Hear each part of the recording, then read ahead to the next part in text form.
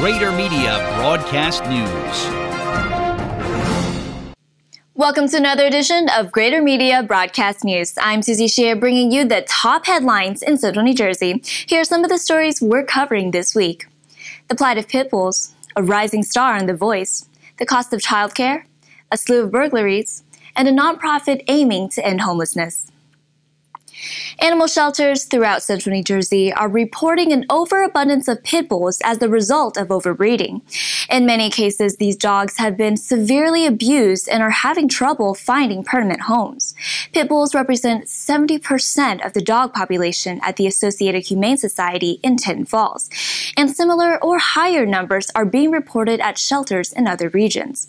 At the Monmouth County SPCA, more than half the dogs are pit bulls or mixes, and due to the perception of the breed as aggressive, pit bulls represent just 1/10 of the dogs adopted from the organization. As a result, local animal shelters are stepping up efforts to raise awareness of the problem. Some are offering free vaccinations, spaying, and neutering in hopes of reducing the number of pit bulls that come through their doors. For more on how you can make a difference, see this week's editions of Greater Media newspapers. And here's Mark Rosman with more headlines from this week's papers. A compressed natural gas fueling station is expected to come to Freehold Township in 2014. An application proposing the facility has recently been approved by the Freehold Township Planning Board. New Jersey Natural Gas, in partnership with Shore Point Distributing, will locate the CNG fueling station at Business Route 33 and Halls Mill Road in Freehold Township.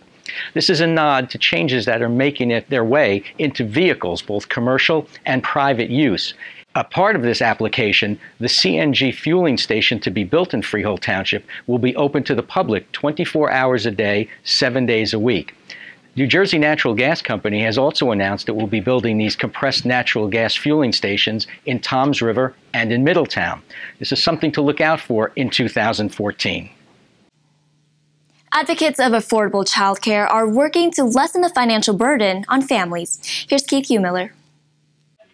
The typical New Jersey family can spend nearly a quarter of its annual income on childcare, according to a new report by the nonprofit Advocates for Children of New Jersey.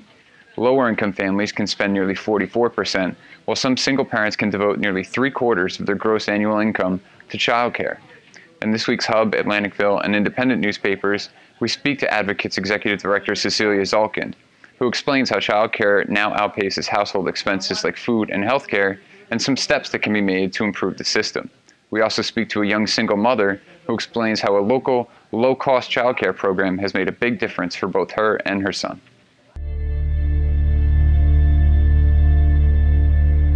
I was at work when my family was evacuated. I got my family to a safe place and headed back to work. My house was flooded. It was bad, but we were lucky. 1 year later, cleanup is still underway. Our crews have been working here every day, setting new poles, running new lines, and installing meters as homes pass inspection. We're committed to restoring and re-energizing the Jersey Shore. And here's Bruce Johnson of Greater Media's WCTC with an update on Rutgers women's basketball. After that, we have Tim Morris with more on local ice hockey teams.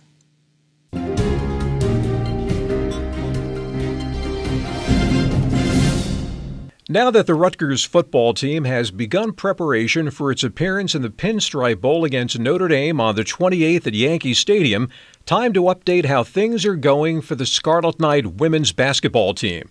And right now, things are going relatively well. Vivian Stringer and company are on a 4-game winning streak, up to 8-2 overall. Although they haven't beaten anyone yet, and one of their losses was at lowly UMass, probably why the RU women have not appeared yet in the AP Top 25. But Stringer is getting some outstanding play out of her young team.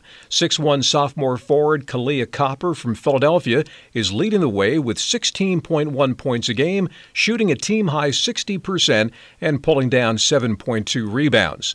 Right after Copper is 6-foot junior forward Benijah Laney from Delaware, averaging a double-double, 11.9 points and 10.3 rebounds.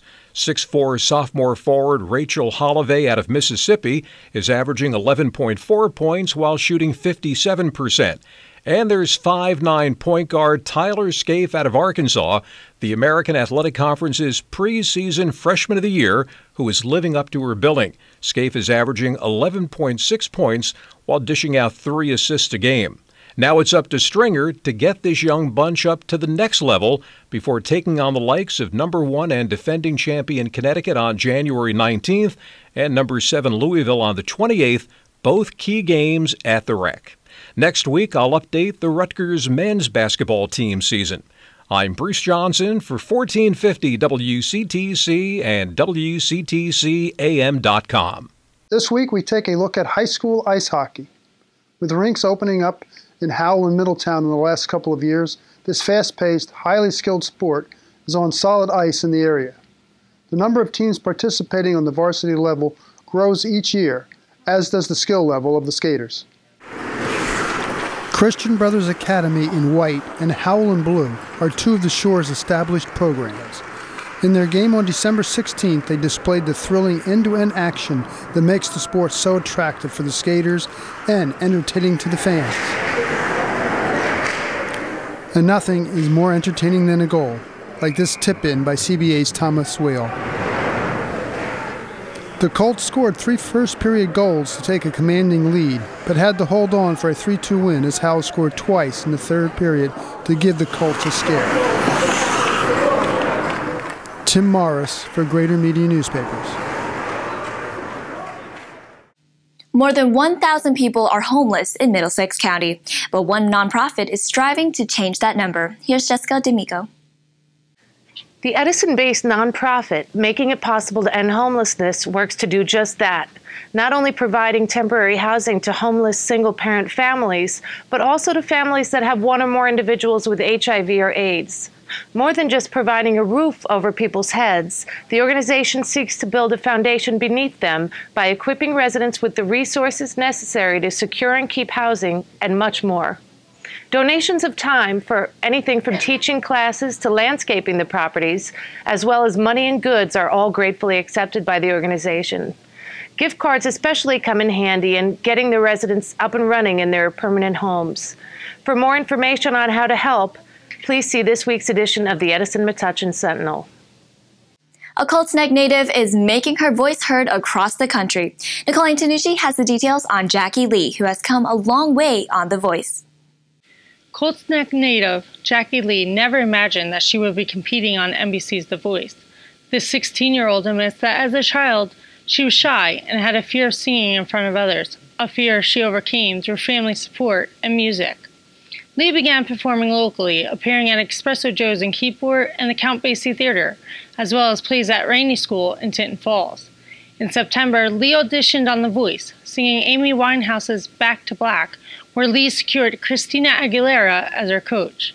Since then, Lee has become a rising star, winning over nationwide audiences throughout this season of The Voice and rising to the top 5 on the iTunes single sales chart. To read more about Lee's success, visit gmnews.com. For more in-depth coverage and additional stories, pick up your Greater Media newspaper today. And now you can like us on Facebook at facebook.com/broadcastnewsnj, or you can find the link on our website.